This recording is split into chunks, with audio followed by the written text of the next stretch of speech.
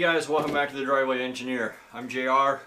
Today's video is going to be just a short, to the point, hopefully, video on the harness comparison. Now, I've left the PSI video up for a full day or a little more so that you guys can see the details as far as I'm capable of getting into them.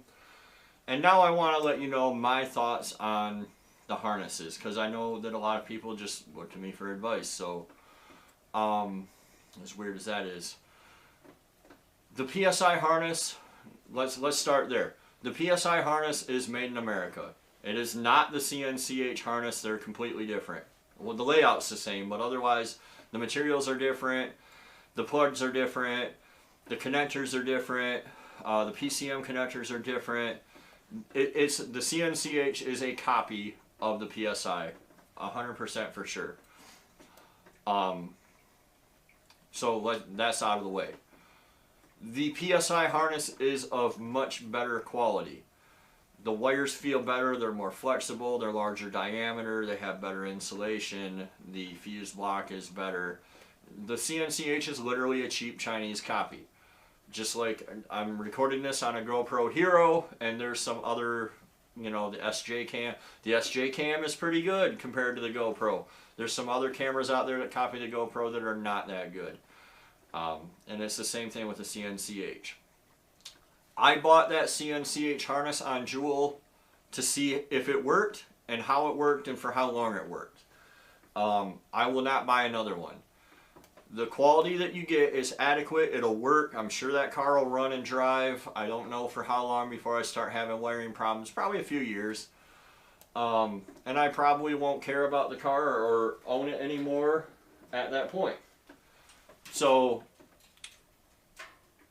that's what you have to ask yourself, and you have to be honest with yourself. Are you dumping your heart and soul into some $600 S10 with a rusty frame and no floor in it, and thinking I'm going to have this forever because it's my first car and I'm going to LS7 swap it with the LSA blower, and your just dreams are way bigger than your reality? Then buy the CNCH. Like Daryl, I have a reworked stock harness on Daryl from a gentleman who used to be in the group and then he quit answering questions and flaked out. I wish I had a PSI harness on Daryl. Daryl is my truck, the C10, the step side. That is my truck. That is in our wedding pictures. Like, it's part of the family. That truck is going to remain, and I don't have a problem with spending more money on Daryl. Jewel, that 71 Olds 98, is cool. It has tail fins. It's a giant beast of a car. But realistically, 10 years from now, we are not going to own that car one way or another. We're just having fun with it. So, and I know that there's people out there who are taking like OBS trucks, jamming a junkyard 5.3 in them, and sending them. I don't think that this... I don't really know how to put this. I don't think the CNCH is worth the money. Either you step up to the quality of the PSI, or you rework a stock harness. Or you do nothing to a stock harness and use it as is. Which will actually be the point of tomorrow's video. When I go to the junkyard, I pick out a random engine and I make it run. And I'm going to do that right in the junkyard. So, what are my thoughts on it? Is the CNCH, or the PSI, I'm sorry, is the PSI worth the $750? I think that one costs, or $700. It's worth it if your vehicle's worth it to you. If you're putting an LS engine into a 69 Camaro, or something that you really truly care about and are going to have for a long time, like Daryl is rust-free, solid. There's no reason why Daryl's going to go anywhere. We have absolutely no inclination to sell that thing. Then the PSI is worth every penny. Like, I'm able to get a hold of Bobby over there in like 10 minutes. He responds to me. And that may be partially because I have 22,000 subscribers, but I really don't think so. Everybody else has kind of said the same thing about PSI, that their customer service is excellent.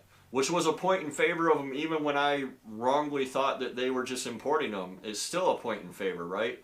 So like my Harbor Freight welder. Yeah, it's from China, but I can walk into a Harbor Freight and I have one an hour in every direction on the compass from me. So I can drive an hour, take that Harbor Freight welder into a store and have another one. It doesn't even matter that it's from China. The CNCH harness, $268 is what I paid for it. It works fine. It functions fine. It's totally adequate, and that's exactly what it is adequate. I would rather use a stock harness that I got for free with my engine. As I tell you guys all the time, go ahead, buy the most complete engine you can find, and use it, and it should have a harness and an ECU with it. So, again, do I think the PSI harness is worth it?